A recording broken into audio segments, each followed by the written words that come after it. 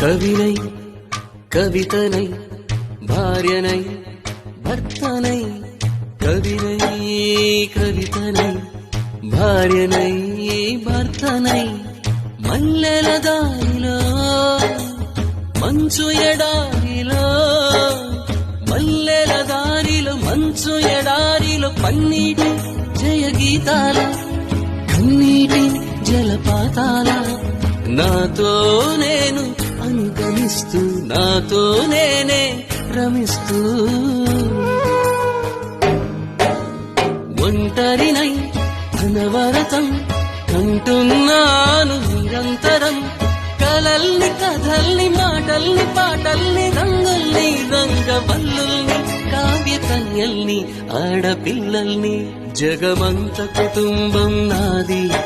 ఏకాకి జీవితం నాది